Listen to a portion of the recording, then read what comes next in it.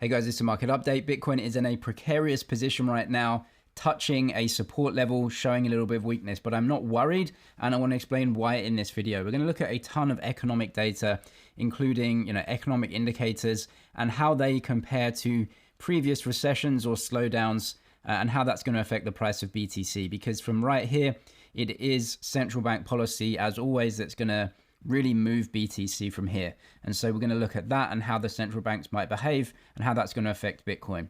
I'm not really worried about the price action right here. I just believe that Bitcoin is more or less kind of fairly valued by the market, right? So things can change, obviously. Things can change with the economy, which can drive us in a certain way. But right here around 25K, just right in the middle of a range, right? We're not oversold. We're not overbought. Just kind of trading sideways. And this is the kind of time-based capitulation of the bear market, right? We're not in the bull market. We're not there.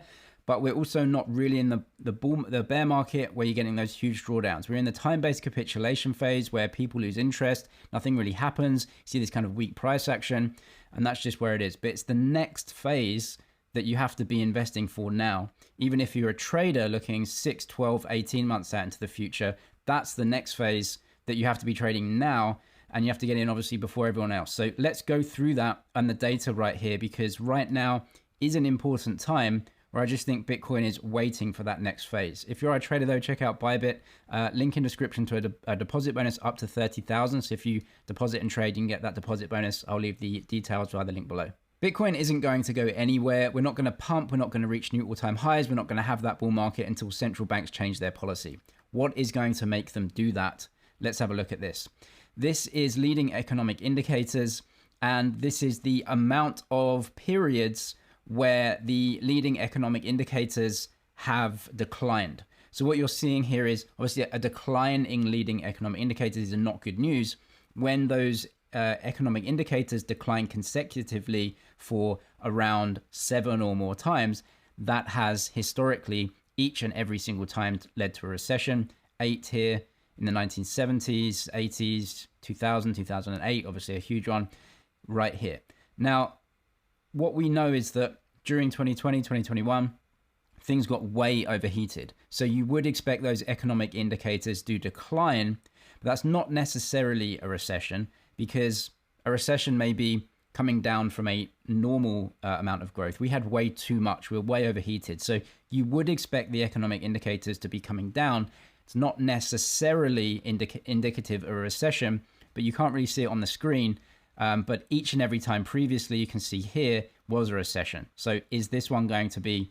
Obviously, that's yet to be decided officially, because those recessions are officially decided after the fact. Leading economic indicators, again, you can see we are at a point now where every previous recession it has been in living memory, right? So since the 60s onwards, each time we've come down here has been a recession. However, like I said, the drawdown, we were way overheated in the last cycle, right? So that's obviously to be thought of as well. Now, again, monetary policy has become highly restrictive. Again, this is indicative of a recession. So you can see each time we come up here above this level, this is preceding a recession. Not this one. This was obviously the pandemic, which was a black swan. But you can see each time we just come up to this level before, it is very constrictive. Now, this is actually restrictive monetary policy, which is designed specifically to cause a recession or a massive slowdown. But you can see all of these details are showing huge slowdown in growth, how does that affect Bitcoin? I'm going to get to that in a second. Again, this economic data, a slowdown in home sales leads to recessions. You can see that here. So each and every time a slowdown in housing sales usually will precede a recession. So you can see that a huge slowdown in home sales again right here. You also see inversions. This is the inversion of the 2s and 10s, I believe, or the 10-year, 1 year, as you can see here. So this is US government debt. 10-year, 1 year is inverted. And we can see each time it inverts, again, literally before a recession. So inversion, recession, inversion, recession. And we are here. This is the most inverted yield curve since the 1980s. So something's going on here. And again, if this huge slowdown comes, central bank policy will change. That's going to affect the price of BTC, which is really what I want to get at. This is actually domestic banks as well. So not monetary policy from the central bank, but credit and lending from commercial banks, you can see current levels lead to a recession. So this is very tight lending standards from commercial banks, regional banks as well, extremely tight. And each one of these since the 90s, as you can see, leads to a recession or a slowdown. That slowdown is a very important factor because that is going to change central bank policy, in my opinion. Also, you can see this is excess savings. They have been depleted at this point. So you have excess savings during the pandemic where people were just airdropped money. Now, that's obviously going to find its way into markets and speculation. That's what we saw during the bull market. It's been huge drawdown, and that comes with the drawdown of Bitcoin as well. Excess savings are coming to an end. Now, again, this means potential weakness for the economy because less demand from consumers. So you have all of this economic data showing massive, massive weakness. Now, economic data usually lags the market. That's why you're seeing the market rebound, because the market is thinking all of this is taking place. Really, the market just trades off of central bank policy and how they're going to be supporting markets or taking liquidity away. So it's actually the next phase that I'm interested in. Are central banks going to be a lot softer and support markets or not? And stick with me here on how this affects Bitcoin, because Bitcoin is a literal mirror to monetary policy, liquidity, and dollars. Bitcoin valued in dollars. So the strength of the dollar, strength or weakness of the dollar is really the thing that actually affects the price of BTC and how the economy grows and if there's excess savings and liquidity. So the US is running a crisis style budget deficit. This is obviously not good for the US economy. A huge 8.4% budget deficit. So the US government, federal government, is spending 8.4% of GDP just on deficit spending. So it's not earning enough money from tax receipts to pay for all of the spending. And the spending is going to keep coming because the spending bills like the Inflation Reduction Act, are jokingly called that, is just going to pour more and more deficit, more and more money into the economy, and the tax receipts are not there to pay for it. So more debt, have that in your mind, more debt still. The budget deficit is actually getting bigger, not smaller. You can see this was pandemic era spending. We had 2022, we had a huge reduction in that, essentially because of how the economy was pumped up. And so tax receipts get higher because inflation was higher. But then as that comes off, you have the same amount of dollar spending, lower tax receipts, lower growth, just a higher deficit. So higher deficits, higher debts from the federal government. Why does that affect the price of BTC? So the answer to all of this, these higher and higher debts and the slowing economy, has been to load up on debts after debts after debts, a crushing amount of debt. The more debt that you have, the more indebted you become. Parts of the economy can't pay off that debt and they have to be bailed out. So banking system you saw in the UK, some of the pension funds had to be bailed out. You saw the regional banking crisis in the States, they had to be bailed out. Now that wasn't a taxpayer bailout, but the debt and the collateral was bailed out. The federal government said to the banks, the regional banks in the States, your collateral that is selling off, their bonds were selling off, and the federal government stepped in and said, your bonds are valued at par. And that is a bailout. And that was using the currency. So you can say that wasn't a taxpayer bailout, but it was, because if your currency is getting debased, you are paying for that bailout through inflation and debasement. US government debt just going higher and higher and higher, and a huge government deficit right here is still occurring. Why is this important for Bitcoin? The only way to service the debt is printing more and more and more money so that the collateral never fails. Because as the collateral value goes down, as the economy slows, as people sell off the collateral back into actual dollars to pay their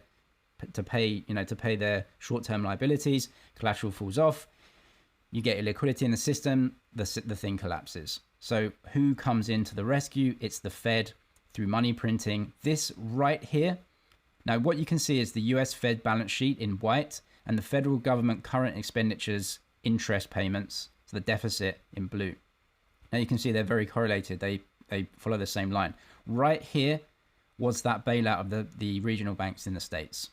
So the Fed prints money and puts these assets on its balance sheet, these bonds. That money printing is currency debasement, and you can see tick by tick, and I'll show you this in a second, this was followed by that 50-60% move in Bitcoin that we saw this year. As we're drawing down again, Bitcoin is going to suffer because genuinely the Fed is drawing money off, or trying to draw money out of its balance sheet now and actually reduce liquidity, reduce that debasement. But you can see the deficit and the debt is just spiraling out of control, as you can see here. And eventually it's going to cause a big issue where the Fed may have to step in again. What is the outcome of currency debasement and the Fed printing money to buy assets, to bail out certain parts of the industry? That debases the currency and optically forces asset prices higher and higher and higher, while wages don't rise and people get poorer and poorer and poorer. That is the long-term effect of currency debasement. You can see the NASDAQ with global liquidity, or this is GMI total liquidity, so central bank liquidity, very, very correlated. So what we can see here is that as currencies are debased, that means asset prices must get higher. And what they do, because the economy isn't growing as much, you have these deficits. So what they're doing is printing money, inflating the asset prices, but then raising interest rates to make sure that we don't demand wages in line with that currency debasement, because it's unaffordable. This is an issue. And as you can see, central bank debasement and liquidity index goes hand in hand with the NASDAQ, and it does go hand in hand with Bitcoin as well. I'm not worried about BTC. BTC is a growing network. And as long as the central bank isn't pumping money into the system, Bitcoin is going to grow at its trend rate of growth, which is not 500% in a year, but it is a decent growth trajectory. So let's have a look at how the Bitcoin price falls hand in hand with the Fed's balance sheet. Right down here, this is the Fed's balance sheet in orange. We also have global net liquidity, which is the balance sheets of central banks from around the world. Now, what you can see there is there are areas where Bitcoin goes on these massive bull runs. There was one here. The Fed's balance sheet was increased. So they were printing money and debasing the currency. What does that do? It has an optical effect on the price of assets that also rise very, very fast during the time when the currency is debased. That's not real growth in Bitcoin. That's an optical illusion of having more dollars, and Bitcoin is valued in dollars. So the price of Bitcoin, you need more of this currency, this debased currency, to buy the same amount of units of BTC. That's not real growth, but it is a higher Bitcoin price. And then you get the blow off top, which is everyone pouring in, and that is actually a growth above and beyond what the currency debasement was. Now what we can see is this one as well, where Bitcoin had a very high rise in price. You can see global net liquidity was rising a lot during that time. The Fed didn't really do much during this time actually, but global net liquidity was rising.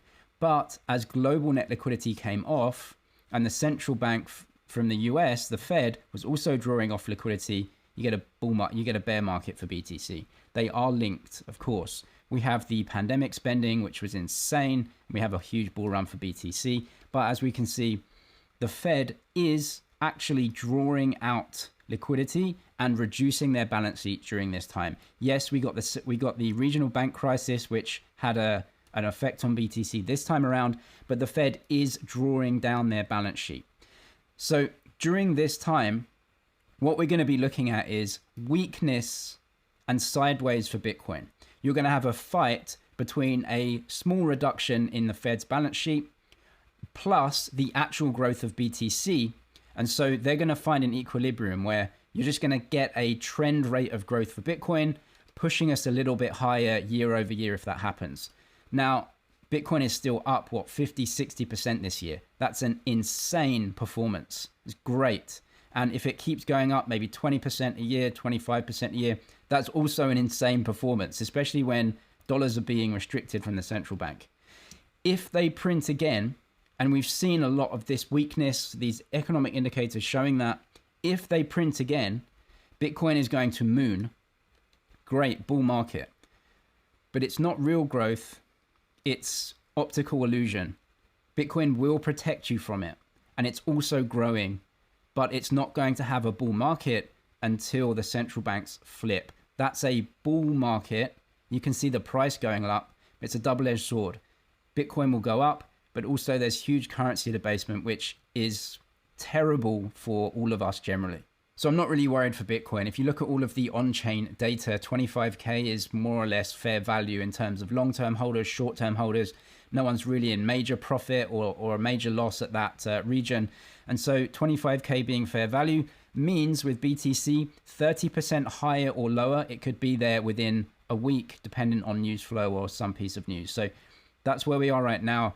But over the next 12, 18 months, the cycle is going to change massively, in my opinion. And we're going to see more weakness and central banks a lot softer. Even if they aren't, you're still going to get the trend rate of growth for BTC, and it's growing faster than most other large assets. That's why I'm not worried. If you are a trader though, check out Bybit, link in the description to the deposit bonus there up to 30K. If you want to see my investment strategy for the Bitcoin halving and a lot of other recent updates, the crypto investor course is linked in the description, 300 videos, and I update it with my latest research and investment strategy. You can see my portfolio as well. Link in the description for that. I'm James, it's MoneyZG. Cheers for watching, and I'll see you in the next one.